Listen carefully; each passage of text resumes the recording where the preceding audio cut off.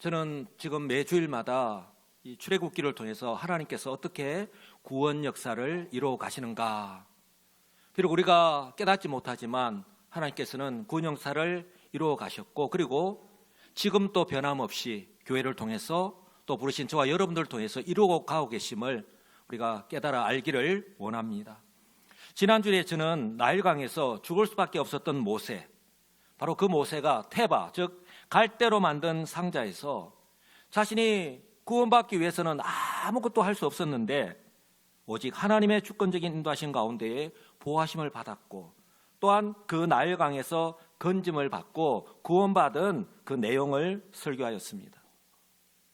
모든 것이 불가능한 환경 속에서 한번 따라서 할까요? 오직 하나님이시기 때문에, 모든 것이 불가능한 환경 속에서 오직 하나님이시기 때문에 가능하였던 것입니다. 할렐루야. 이처럼 불가능한 것을 가능하게 하신 것은 우리 하나님께서요, 약속하신 메시아가 이 땅에 오셨을 때에도 마찬가지입니다. 동방의 박사들이 헤롯 궁으로 찾아가는 바람에 아기 예수님께서 죽을 위기에 처했습니다. 그들이 몰랐던 아기 예수님의 존재를 알게 되었기 때문입니다. 그러니 그들은 헤롯 왕은 아기 예수님을 살려둘 수가 없었죠. 그래서 그때 헤롯 대왕이 이 2살 이하의 사내 아이를 모두 죽이라고 하는, 마치 모세가 태어날 때에 애굽 왕 바로가 취했던 것, 행동했던 것, 인면수심의 그런 모습과 똑같다라고 할 수 있습니다. 그런 명령을 하였습니다. 그런데요, 이건 역시 바로 구약의 예레미야 선지자가 예언하였던 그 말씀이 바로 그때에 그대로 성취된 것임을 성경은 우리에게 말씀합니다. 예레미야 31장에 보면 이렇게 말씀합니다. 여호와께서 이와 같이 말씀하시니라. 바로 예레미야를 통해서 우리 하나님께서 예언하시는 겁니다. 라마에서 슬퍼하며 통곡하는 소리가 들리니 라헬이 그 자식 때문에 애곡하는 것이라. 그가 자식이 없어져서 위로받기를 거절하는도다.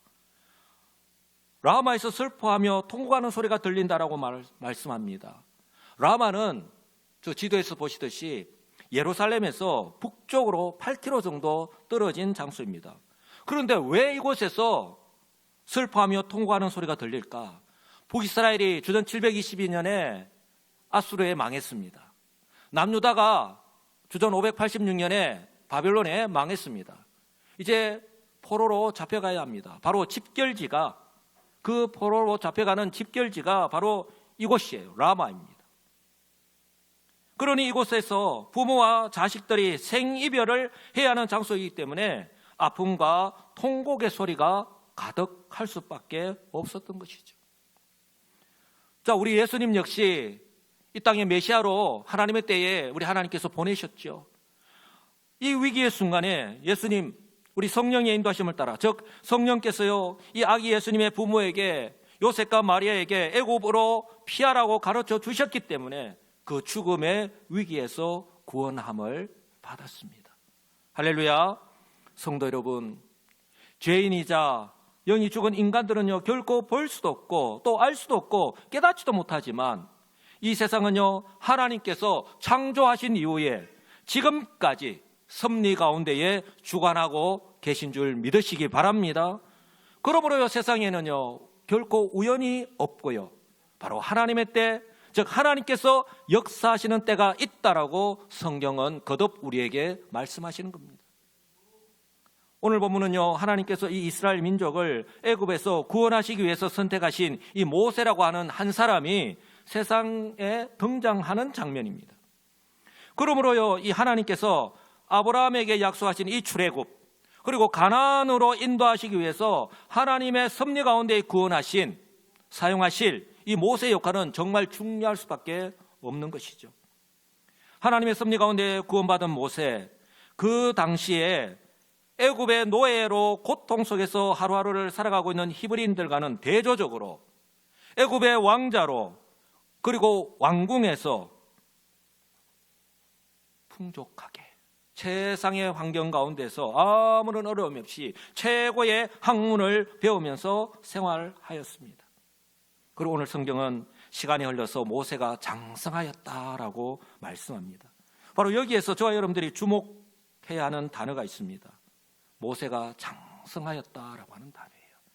바로 하나님께서 일하실 때 하나님께서 모세를 사용하시기 위해서 어떻게 사용하시는가 하는 것입니다. 여기서 모세가 장성하였다라고 말씀하고 있는데요. 이 장성하다라는 말은 우리도 가끔 사용합니다. 아이고 어린 줄만 알았는데 많이 컸네, 많이 장성했네. 말과 행동을 보면 알 수 있죠. 이 장성하다라는 이 장성은 한자의 뜻은요, 자라서 어른이 되었다라는 뜻이에요.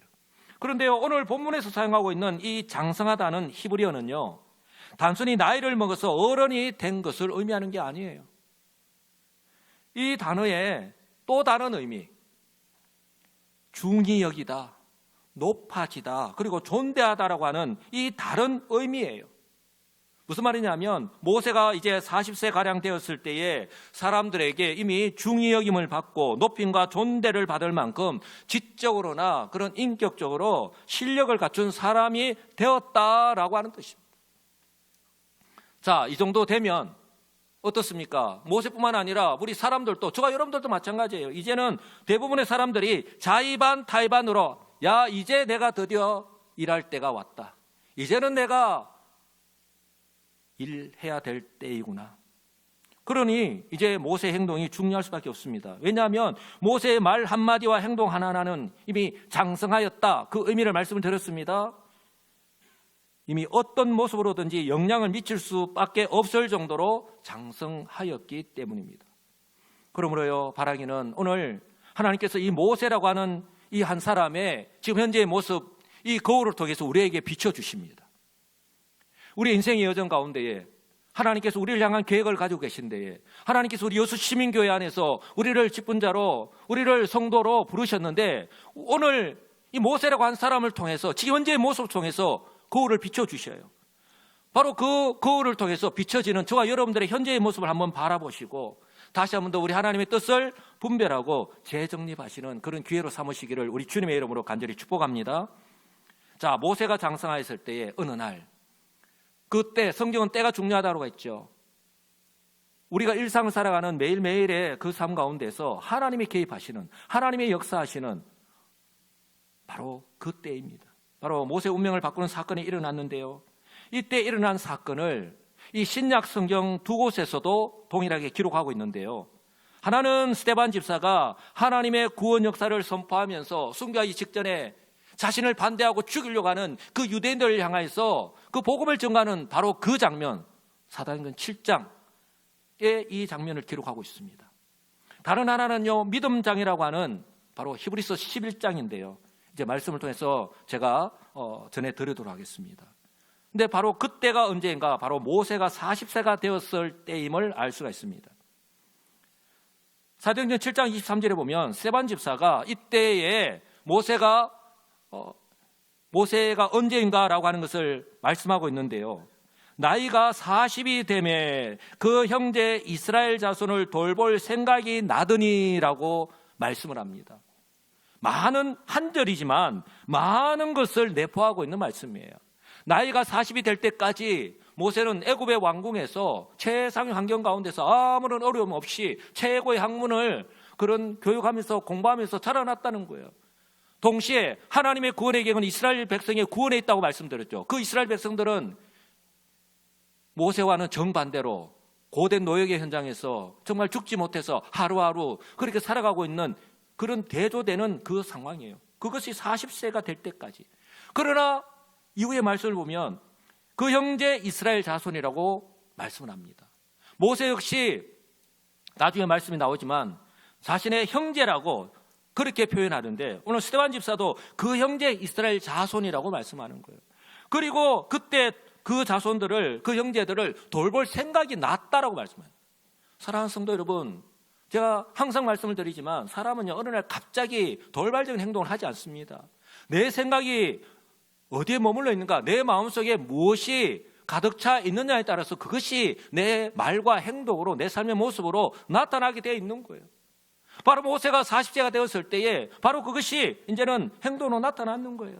비록 모세는 장성할 때까지 애굽의 왕궁에서 생활하였지만 모세의 마음과 관심은요 항상 동족인 이 히브리인들에게 있었다라고 하는 거예요.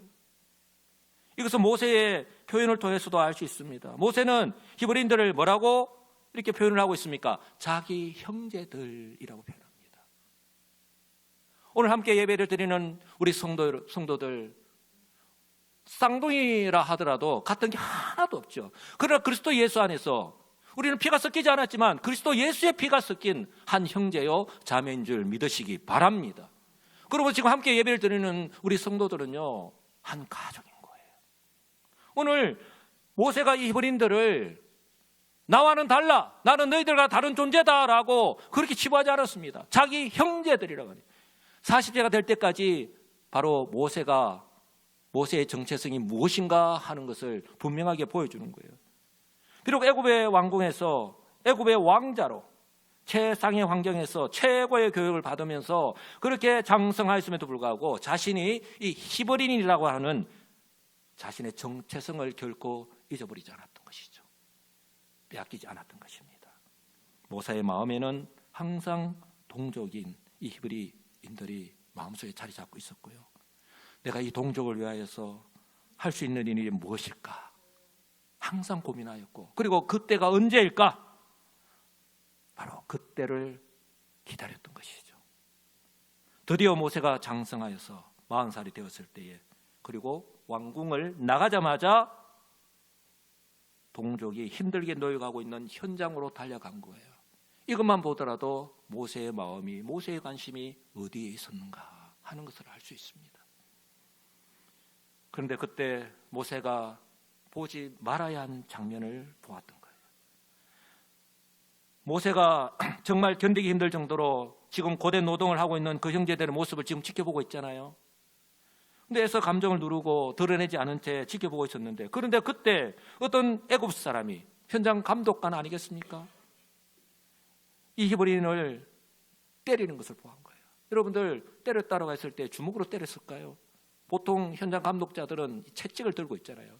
여러분들 영화에서 보셔서 아시겠지만 그냥 노끈이 아니에요. 그 끈에 쇠붙이 같은 것이 달려 있어서 딱 채찍을 딱 때리면 어떻습니까? 땡기잖아요. 때리고 땡기잖아요. 그러면 그것이 살갗에 딱 묻히면 살갗이 살이 뜯어서 나오는 거예요. 그 장면을 본 겁니다. 뭐 한 대 두 대 때렸겠습니까? 죽으라고 때렸지 않겠습니까? 그 순간 모세는요 감정이 폭발했습니다. 안 그래도 지금 참기 힘들 정도로 모세의 마음은 너무나 불편한데 그 장면을 보는 순간 모세는요 감정을요 억누를 수가 없었던 것이죠. 모세가 이 애굽인을 쳐 죽일 정도로 그 애굽인이 히브리인을 심하게 때리고 있었던 것이죠. 성도 여러분 잘 아시겠지만 감정이입이 되면요 그 행동은요 걷잡을 수가 없는 거예요. 그래서 모세가 좌우를 살펴보고 사람이 없음을 확인하고, 뭐 그 순간에 살펴보았는데 어느 정도 보았겠습니까? 경황이 없는데 확인하고 그 사람을요 쳐 죽여서 모래 속에 감췄습니다. 그 순간 그 장면을 지켜보고 있는 사람이 있었으리라고는 아무도 생각하지 못한 채 말입니다. 이 장면을요 1500년 뒤에 성령으로 충만한 스데반 집사가 자신을 반대하고 또 자신을 죽이려고 하는 그 유대인들에게 이렇게 전가합니다. 사도행전 7장 24절인데요. 한 사람이 원통한 일 당함을 보고 보호하여 압제 받는 자를 위하여 원수를 갚아 애굽 사람을 쳐 죽이니라. 성경의 평가입니다. 모세가요 그런데 그 다음 날에도 또 왕궁 밖으로 나갔는데 모세의 관심이 어디 있다고요? 바로 그들의 동전 히브리인들이 있는데 또다시 히브리인들이 있는 곳으로 갔습니다. 그런데 이번에 더 마음 아픈 장면을 본 거예요. 두 히브리 사람이 서로 싸우고 있는 장면을 본 거예요. 모세가 이 장면을 가만히 지켜보고만 있을 수가 없었습니다. 여기에서도 우리 동족을 향한 모세의 마음을 알 수 있는데요. 그대로 나타나는데요. 그 동족들이 지금 노예로 고된 노역을 하면서 지금 그렇게 살아가고 있잖아요. 서로 위하고 서로 아껴주고 서로 격려해도 모자랄 판에 지금 그들이 서로 시시비를 가지고 누가 옳니 누가 그러니 그렇게 시시비비를 가리면서 싸우고 있었던 거예요.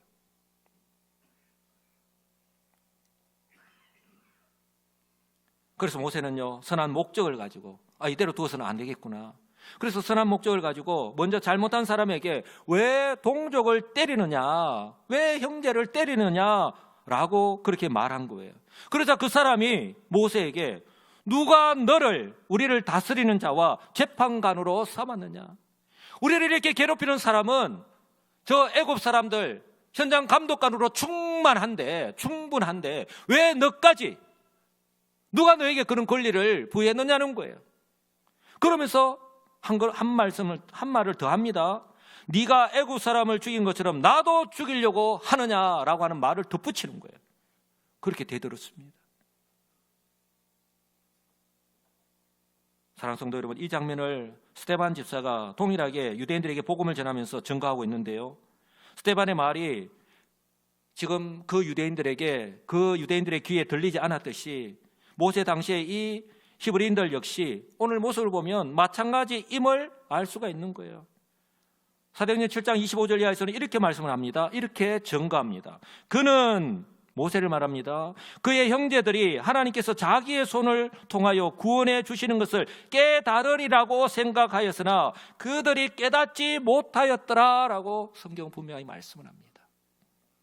이튿날 이스라엘 사람끼리 싸울 때에 모세가 와서 화해시키려 하여 이르되 너희는 형제인데 어찌 서로 해치느냐 하니 그 동물을 해치는 사람이 모세를 밀어떠려 이르되 누가 너를 관리와 재판장으로 우리 위에 세웠느냐? 내가 어제는 애굽 사람을 죽인 것 같이 또 나를 죽이려느냐 하니 모세가 이 말 때문에 도주했다라고 말씀합니다. 바로 지금 이 출애굽기 2장의 이 말씀을 좀 더 자세하게 구체적으로 스데반 집사는요, 그 유대인들에게, 자신을 죽이려고 반대하는 그 유대인들에게 바로 모세, 하나님께서 구원 역사 가운데에 모세를 어떻게 사용하셨는가 하는 것을 말씀하면서 이 장면을 이렇게 증거하고 있는 거예요. 이 장면을 보면서 우리가 무엇을 알 수 있습니까? 아직 모세도 그리고 이 히브리인들도 하나님의 구원을 시행하기에는 부족하였다. 아직 하나님께서 이스라엘 백성들을 출애굽시키실 때가 아직 아니구나. 어쩌면 오늘 결론의 말씀인데요, 모세는 40세가 되었을 때 장성했다라고 말씀합니다. 모든 사람들에게 인정을 받아요. 그래서 내가 이제는 이 이스라엘 민족을 향해서 내가 일을 해야지 하고 나아갔지만 결국은 하나님은 이 모세를 어디로 인도했습니까? 미디안 광야로 보냈다라고 하는 것을 오늘 우리는 염두에 둬야 합니다. 모세는 이 사건 때문에 하루아침에 애굽의 왕자에서 살인자가 되었습니다. 그리고 이제 도망자가 되었습니다. 이 소식을 애굽 왕 바로가 듣고 알게 되었습니다. 바로는요, 이 기회를 놓치지 않으려고 하였습니다. 모세가 실수로 사람을 죽이지 않았다고 생각했습니다. 왜냐하면 바로는 모세가 반역의 의도가 있다라고 그렇게 판단하고 이 기회를 이용을 해서 모세를 제거하고자 하였던 것이죠. 왜냐하면 바로는요, 모세가 자기는 물론이고 애굽에 결코 도움이 되지 않는다라고 하는 것을 너무나도 잘 알고 있었기 때문입니다. 그 이유는 모세가 40년 동안 애굽의 왕자로서 최상의 환경 가운데서 최고의 교육을 받았습니다. 왜냐하면 애굽에 도움이 되게 하기 위해서죠. 그런데 모세는 그럼에도 불구하고 애굽화되지 않았습니다. 40년 동안 그렇게 자라났으면서도 애굽화되지 않았습니다. 모세는 뼛속 깊이 히브리인이었던 것이죠. 자신이 히브리인이라는 사실을 한순간도 잊지 않았던 것입니다. 더군다나요, 결정적인 이유일 수 있습니다. 성경에서 오늘 모세가 장성하였다라고 말씀하고 있듯이 모세가 장차 이 히브리인들에게 미칠 영향력 때문입니다. 이것은 오늘 이 장성하다라고 하는 단어의 의미, 또 다른 의미, 그저 나이가 먹어서 어른이 되었다라는 것이 아니다라고 말씀했는데, 이 장성하다라는 이 히브리어 단어가 바로 구약 성경의 다른 곳에서 사용하고 있는 것, 그 의미를 보면요 알 수가 있는데요, 시대가 다릅니다. 이 단어가 사용된 시대가 다릅니다. 그리고 사람이 다릅니다. 그런데요, 그 의미를 한번 보겠습니다. 중히 여기다, 높아지다, 존대하다라는 의미인데, 첫째는 다윗이 사울을 살려주면서 바로 이 말씀을 했습니다. 오늘 왕의 생명을 내가 중히 여긴 것 같이 내가 내 생명을 중히 여기셔서 모든 환난에서 나를 구하여 내시기를 바라나이다. 존귀히 여긴다는 것이죠. 두 번째는 다니엘이 바벨론 왕 벨사살이 꾼 꿈을 해석하여서 이야기할 때도 이 단어를 사용하고 있습니다. 또 스스로 높아져서 군대의 주제를 대적하며 그에게 매일 드리는 제사를 없애버렸고 그의 성소를 헐었다라고 하는 높아지는 것. 세 번째는요, 에스겔 선지자를 통해서 하나님께서 심판을 선포하실 때입니다. 이같이 내가 여러 나라의 눈에 내 위대함과 존대함과 같은 의미입니다. 내 거룩함을 나타내어 나를 알게 하리니 내가 여호와인 줄을 그들이 알리라. 바로 이 단어가 사용된 거예요. 장성하다는 의미가 사용된 똑같은 히브리어 단어입니다. 무엇을 말씀합니까? 모세가 40세가 되었을 때에 사람들에게 중히 여김을 받으며 높임과 존대를 받을 만큼 지혜와 지식을 두루 갖춘 그런 영향력이 있는 사람이 되었다라고 하는 거예요. 애굽 왕 바로는요, 바로 모세의 이런 면을 너무나도 잘 알고 있었던 거예요. 그러니 모세의 이런 면들을 잘 알고 있는 바로가 모세가 200명이 넘는 큰 민족이 된 이 히브리인, 그들을 선동하여서 얼마든지 반역을 일으킬 수 있다라고 생각을 했기 때문에 바로 이번 기회를 통해서 모세를 없애버리려고 했던 거예요. 모세를 죽이려고 했던 것이죠. 모세의 원래의 생각, 내가 장성하여서 이제는 내가 우리 히브리인들을 위해서 내가 무언가를 해야 되겠다라고 그들에게로 갔는데 그들도 받아들일 준비가 안 됐고, 모세는 자신의 생각과는 전혀 다르게 뜻밖의 위기를 만난 것이죠. 사랑하는 성도 여러분, 무엇을 말씀합니까? 바로 하나님의 때가 있는 것입니다. 그리고요, 하나님의 일은, 교회의 사역은 나의 지식과 경험, 내가 세상에서 아무리 많은 지식을 쌓았고 많은 경험을 했다라고 하더라도, 그리고 내 마음만 가지고는 안 된다 라고 하는 것을 우리에게 교훈하고 있는 것이죠. 결국 모세는요, 지금까지 애굽의 왕자로서 권세를 누리면서 부족함과 불편함이 없이 모든 것을 누리면서 살았던 그 애굽의 왕궁을 떠날 수밖에 없었던 것이죠. 그리고 이제는 어떻습니까? 저 이제 지도에서 보듯이 이제는 살인자, 도망자가 되어서 자신이 전혀 경험하지 못했던 지금까지 살았던 삶과는 정반대라고 할 수 있는, 아무것도 없고 그곳에서 아무것도 할 수 없는 오직 여호와 하나님만 바라봐야 하는, 그 여호와 하나님만 의지해야 하는, 그렇게 살아갈 수밖에 없는 미디안 광야로 갈 수밖에 없었던 것이죠. 저 애굽의 람세스에서 하나님이 콕 집어서 모세를 하나님의 때에 사용하시기 위해서, 이스라엘 백성들을 구원하시기 위해서 직선거리로 600km나 떨어진 저 미디안 광야로 보내버리신 것이죠. 그곳으로 갈 수밖에 없었습니다. 이 장면을요, 모세가 왜 저렇게 미디안 광야로 갈 수밖에 없을까? 이 장면은요, 옥스퍼드 원어 성경과 그리고 유대 백과사전에서는요, 모세가 왜 가나안으로 가지 않고 왜 미디안 광야로 갔을까? 그 당시에 가나안 지역은 모세가 이 바로가 통치하고 있던데 강력하게 영향이 미치고 있는 곳이었기 때문에 가나안으로 갈 수 없었고, 이 미디안 광야는 뭐 600km도 떨어졌지만 이 애굽 왕 바로의 지배력이 미치지 아니하는 최적의 장소였기 때문이다라고 그렇게 해석을 합니다. 다 하나님의 뜻이 있는 것이죠. 그리고요, 이때의 모세의 행동을요, 바로 믿음장, 이 신약성경 히브리서 11장에서는 바로 이렇게 말씀을 합니다. 한번 따라서 할까요? 믿음으로 모세는, 모세가 한 이 모든 행동을요, 믿음으로 바라본 거예요.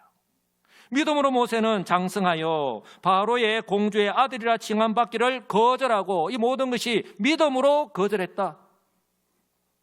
도리어 하나님의 백성과 함께 고난받기를, 잠시 제약의 낙을 누리는 것보다 더 좋아했다라고 그렇게 성경은 말씀합니다. 그리고 심지어 하나님은요, 모세의 믿음을 이렇게까지 평가합니다. 26절인데요. 우리 다 같이 한 목소리 읽겠습니다. 그리스도를 위하여 받는 수모를 애굽의 모든 보화보다 더 큰 재물로 여겼으니 이는 상 주심을 바라봄이라. 할렐루야. 바로 그리스도를 위하여 받는 수모라고 그렇게 말씀합니다. 그래서 애굽의 왕궁에서 떠나서 저 미디안 광야, 하나님의 상 주심을 바라보았다고 말씀합니다. 오늘 우리가, 나는 이렇게 섬겼는데, 나는 이렇게 열심으로 섬겼는데 왜 나에게 이런 일이 닥칠까? 오늘 우리들을 향해서 하나님께서 교훈하십니다. 그래서 27절 보니까 믿음으로 애굽을 떠나 왕의 노함을 무서워하지 아니하였다라고 말씀합니다. 사랑하는 성도 여러분, 성경은요 모세가 믿음으로 이 모든 일을 행하였다라고 그렇게 증거합니다. 정리하면요, 모세는 자신의 위치에서 히브리 민족을 위해서 자신이 할 수 있는 일을 찾았고 그 때를 기다렸습니다. 그리고 그 때가 되었을 때에 믿음으로 행한 거예요. 모세의 관점에서 보면. 그리고 그 결과가 자신이 전혀 생각하지 못한 방향으로 흘러갔음에도 불구하고 말입니다. 사랑하는 성도 여러분, 오늘 하나님께서 저와 여러분들에게 무엇을 교훈하십니까? 저와 여러분이 믿음으로 선을 행한 결과가 마치 영화에서처럼 반드시 좋은 결과, 해피엔딩으로 끝나지 않은 것, 나타나지 않을 때가 많다는 거예요. 복음을 전했는데 매를 맞고 감옥에 갇히기도 하고 죽음의 위기를 맞이하기도 합니다. 그리고 며칠 전에 마다가스카르 그 선교사 부자가 현지인 강도를 만나서 안타깝게 순교하는 그런 일이 발생하기도 했습니다. 저와 여러분들 역시 올해 우리 교회 표처럼 이제는 전도 현장에서 우리가 복음을 전하다가 복음의 능력을 나타내기를 원하는데 우리의 이런 뜻과 그런 어떤 열심과는 전혀 상관없이 이 복음을 전하다가 많은 사람들 앞에서 때로는 욕을 먹기도 하고 때로는 자존심을 상하는 일을 얼마든지 만날 때도 있다는 거예요. 그러나 우리가 기억해야 될 것은 이 모든 것 역시, 아니 이 모든 과정을 통해서 하나님께서 일하신다라고 하는, 할렐루야. 이스라엘의 구원, 출애굽의 실현을 위해서, 그리고 약속하신 땅 그 가나안으로 인도하는 막중한 사명을 이 모세가 감당하기 위해서 선택한 이 모세 한 사람, 지금 이대로의 모습은 안 되니까 모세도 준비가 덜 되었고 히브리인들도 아직 준비가 덜 되었어요. 그러니 광야에서 더 훈련하고 준비시키는 것이 필요했기 때문에 그 모세를 애굽의 왕궁에서 폭 집어서 미디안 광야로 보내신 것입니다. 40년간 애굽에서, 즉 세상에서 받을 수 있는 최고의 훈련을 받은 것으로는 불가능하기 때문에 나는 이제 다 했다라고 생각할 수 있지만, 그러나 그 결과는 어땠죠? 불가능했기 때문에, 아니 안 되기 때문입니다. 왜요? 우리가 출애굽기와 민수기를 통해서 이제 출애굽한 이스라엘 백성들이 광야 40년 동안에 행했던 그 모습들을 한번 보시기 바랍니다. 그들이 400년간 애굽에서 종살이 하였던, 그러니 1, 2년도 아니고 10년, 20년도 아니고 무려 400년이에요. 430년입니다. 그러니 철저하게 애국화되었고 노예의 근성, 노예의 철저하게 패배의식 마음속에 가득 차 있는 것입니다. 그러니 그 영향이 그들이 광야 40년 동안 그 삶을 통해서 그대로 나타났잖아요. 그들이 하는 말, 그들이 하는 행동들을 통해서 그대로 드러났잖아요. 그 이스라엘 백성들을 이끌고 모세가 하나님 약속하신 땅 가나안으로 인도해야 되는 거예요. 그러므로 모세 자신의 생각과 마음만으로는 하나님께서 원하시는 그 이스라엘 민족의 지도자가 될 수 없었기 때문에 바로 모세를 광야로 보내신 거예요. 훈련하시기 위해서. 이제 말씀을 했습니다. 사랑하는 성도 여러분, 하나님은요 저와 여러분 한 사람 한 사람을 향하신 계획을 가지고 계십니다. 저와 여러분 한 사람 한 사람을 향하신 하나님의 때가 있습니다. 그래서 저와 여러분들이 구원받고 난 이후에 말씀을 읽고 기도하고 예배를 드리는 가운데 하나님 뜻을 분별하는 거예요. 그리고 우리가 성장해 가는 것입니다. 그렇다면 지금 현재 저와 여러분은 어디에서, 그리고 어떤 모습으로 살아가고 계십니까? 애굽의 왕궁입니까? 아니면 미디안 광야입니까? 그러나 저와 여러분들이 기억해야 될 것은 어느 곳에 있더라도, 또한 어떤 환경 속에서 살아간다 하더라도 나의 정체성, 내가 구원받은 하나님의 백성이다 라고 하는 것 결코 잊지 마시고, 하나님께서 변함없이 나와 함께 하심을 믿으시고, 그리고 하나님께서 하나님의 때에 서시기에 합당한 그런 장성한 그리스도인으로 자라나시기를 주님의 이름으로 축복합니다. 바라기는 지금 현재 저와 여러분 한 사람 한 사람에게 주어진 삶의 현장에서 변함없이 나와 함께 하시고 때를 따라 도와주시는 그 성령의 은혜 안에서 오직 믿음으로 이 3월 한 달 또, 그리고 이번 한 주간 또 그 믿음대로 행하면서 살아가시는 복 있는 성도들이 다 되시기를 우리 주 예수 그리스도의 이름으로 간절히 축복합니다. 아멘.